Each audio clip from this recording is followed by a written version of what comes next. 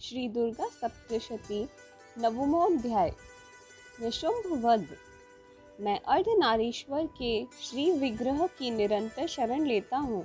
उसका वर्ण बंदूक, पुष्प और सुवर्ण के समान रक्तपीत मिश्रित है। वह अपनी भुजाओं में सुंदर अक्षमाला, पाश, अंकुश और वरद मुद्रा धारण करता है। अर्धचंद्र उसका आभूषण है और वह तीनों नेत्रों से सुशोभित है। राजा ने कहा, भगवन, आपने रक्त बीज के वध से संबंध रखने वाला देवी चरित्र का यह अद्भुत महात्म्य मुझे बतलाया। अब रक्त बीज के मारे जाने पर अत्यंत क्रोध में भरे हुए शुंभ निशुंभ ने जो कर्म किया उसे भी मैं सुनना चाहता हूँ। ऋषि कहते हैं, युद्ध में रक्त बीज और अन्य दैत्यों के मारे जाने पर शुंभ और निशुंभ के क्रोध की कोई सीमा न रही। अपनी विशाल सेना इस प्रकार मारी जाती देख निशुंभ अमर्ष में भरकर देवी की ओर दौड़ा। उसके साथ असुरों की प्रधान सेना थी। उसके आगे पीछे और पार्श्व भाग में बड़े बड़े असुर थे जो क्रोध से होठ चबाते हुए देवी को मार डालने के लिए आए थे। महापराक्रमी शुंभ भी अपनी सेना के साथ मात्र गणों से युद्ध करके क्रोधवश चंडिका को मारने के लिए आ पहुंचा। तब देवी के साथ शुंभ और निशुंभ का घोर संग्राम छिड़ गया। वे दोनों दैत्य मेघों की भांति बाणों की भयंकर वृष्टि कर रहे थे।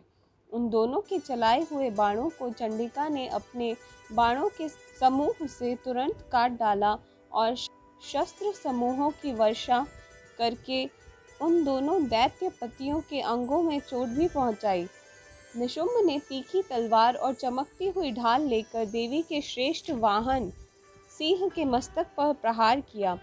अपने वाहन को चोट पहुंचने पर देवी ने शुप्र नामक बाण से शुंभ की श्रेष्ठ तलवार तुरंत ही काट डाली और उसकी ढाल को भी, जिसमें 8 चांद जड़े थे, खंड खंड कर दिया। ढाल और तलवार के कट जाने पर उस असुर ने शक्ति चलाई, किंतु सामने आने पर देवी ने चक्र से उसके भी 2 टुकड़े कर दिए।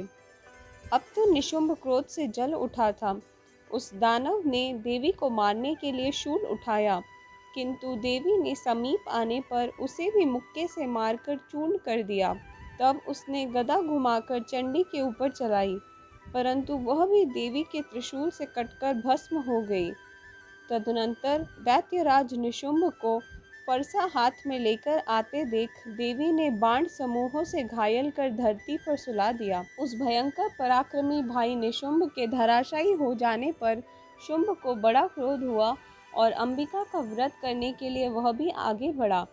रथ पर बैठे बैठे ही उसने उत्तम आयुधों से सुशोभित अपनी बड़ी बड़ी 8 अनुपम भुजाओं से समूचे आकाश को ढककर अद्भुत शोभा पाने लगा। उसे आते देख देवी ने शंख बजाया और धनुष की प्रत्यंचा चढ़ाकर से अत्यंत दुस्सह शब्द किया। साथ ही अपने घंटे के शब्द से, जो समस्त दैत्य सैनिकों का तेज नष्ट करने वाला था, संपूर्ण दिशाओं में व्याप्त कर दिया। तदनंतर सिंह ने भी अपनी दहाड़ से, जिसे सुनकर बड़े बड़े गजराजों का महान मद दूर हो जाता था, आकाश, पृथ्वी और 10 दिशाओं को गूंजा दिया। फिर काली ने आकाश में उछलकर अपने दोनों हाथों से पृथ्वी पर आघात किया। उससे ऐसा भयंकर शब्द हुआ जिससे पहले के सभी शांत हो गए। तत्पश्चात शिवदूती ने दैत्यों के लिए अमंगलजनक अट्टहास किया। इन शब्दों को सुनकर समस्त असुर थर्रा उठे, किंतु शुंभ को क्रोध हुआ। उस समय देवी ने जब शुंभ को लक्ष्य करके कहा, ओ दुरात्मन, खड़ा रह, खड़ा रह। तभी आकाश में खड़े हुए देवता बोल उठे, जय हो, जय हो। शुंभ ने वहां आकर ज्वालाओं से युक्त अत्यंत भयानक शक्ति चलाई। अग्निमय पर्वत के समान आती हुई उस शक्ति को देवी ने बड़े भारी लूके से दूर हटा दिया। उस समय शुंभ के सिंहनाद से तीनों लोक गूंज उठे। राजन, उसकी प्रतिध्वनि से वज्रपात के समान भयानक शब्द हुआ, जिससे अन्य सब शब्दों को जीत लिया। शुंभ के चलाए हुए बाणों के देवी ने और देवी के चलाए हुए बाणों के शुंभ ने अपने भयंकर बाणों द्वारा सैकड़ों और हजारों टुकड़े कर दिए।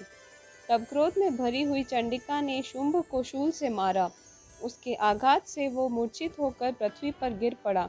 इतने में शुंभ को चेतना हुई और उसने धनुष हाथ में लेकर बाणों द्वारा देवी, काली और सिंह को घायल कर दिया। फिर उस दैत्यराज ने 10,000 बाहें बनाकर चक्रों के प्रहार से चंडिका को आच्छादित कर दिया।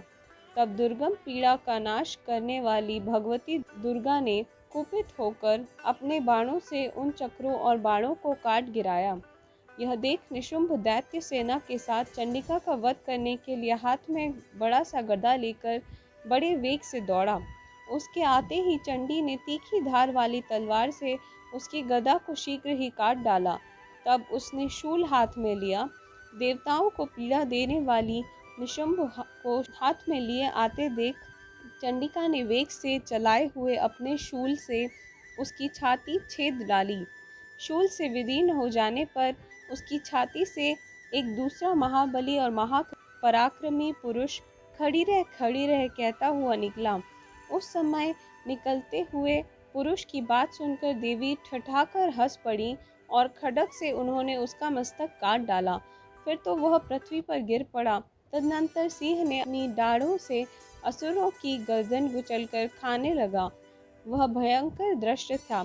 उधर काली और शिवदूती भी अन्यान्य दैत्यों का भक्षण आरंभ किया। कौमारी की शक्ति से विदीर्ण होकर कितने ही महादैत्य नष्ट हो गए।